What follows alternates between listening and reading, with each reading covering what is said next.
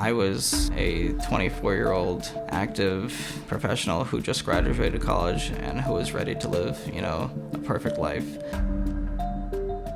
I was never expecting to get a brain tumor. I sent him off into the OR, not knowing what was going to happen. They were opening his brain. They were drilling holes in his skull. It was unreal. The morning after our wedding, he woke up with a terrible headache. He had been getting headaches for the past, I think, 3 or 4 months at that point, but he didn't think anything of it. After that time, I started noticing that my right side of my face was losing muscle movement. He doesn't like to go to doctors, and he didn't want to spend 2 hours in a waiting room to hear that nothing was going on. I got certified as an EMT, and Hatzalah of Queens accepted me as a member. I decided to continue to live my life with these headaches and with his facial paralysis. His sister really was the one who pushed him to see somebody. Unfortunately, all the tests came back negative. A few more months went by, and he noticed that he was losing hearing in one of his ears. The doctor suggested that I have another MRI. At that point, I had a son who was just 1 year old. Waiting for the results, we flew down to Dallas, Texas to have a little summer vacation where my parents live. I get a phone call from the secretary of the doctor's office at about 7 o'clock in the morning. The doctor wants to speak with you. He told me that they found a mass lesion that was growing in my brain. The specific brain tumor that I had was located about 4 inches deep into my brain.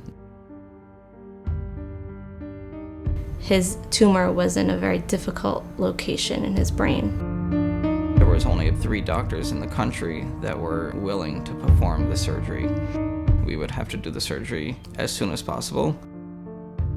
It would cost us about $80,000 to $100,000 out of pocket because he didn't accept our insurance. So we had to sign up for a different insurance, which was going to cost us a lot more money. The premium was going to cost us at least $10,000 more. The last thing you want to think about is that, how am I going to be able to afford the care that my husband needs? Somebody that I work with, he knew of the organization RCCS, and I went online and I filled out an application. And they stepped up to the plate right away and just stepped in and helped us with all of our insurance bills.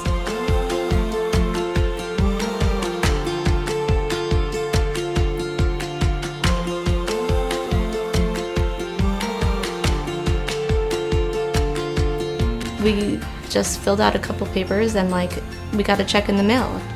Everything was so fast. This way we were able to focus directly on my health.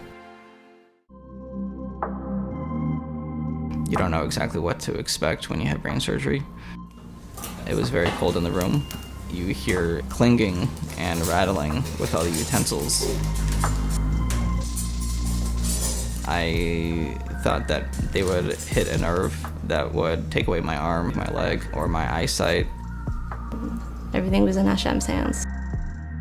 We didn't hear anything until about 10.5 hours after he went in. The size of the tumor was a little smaller than a golf ball.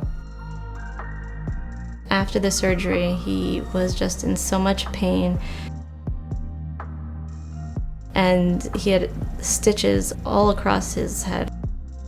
I was home for about 2 months trying to remember how to walk again, how to talk again. Baruch Hashem, 2 months later, he was like, nothing ever happened.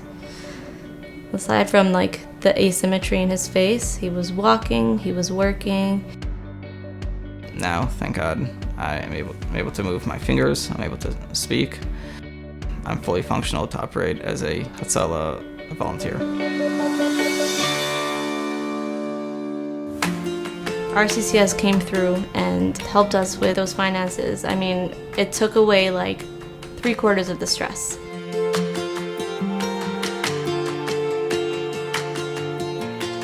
They're just so discreet about the money that they're giving, and it just makes a huge difference. When you have a specialized illness, you want to have the best. And in order to have the best, you need to have the best insurance. And when you have an organization that just comes and takes care of all that stress, I mean, it's unbelievable.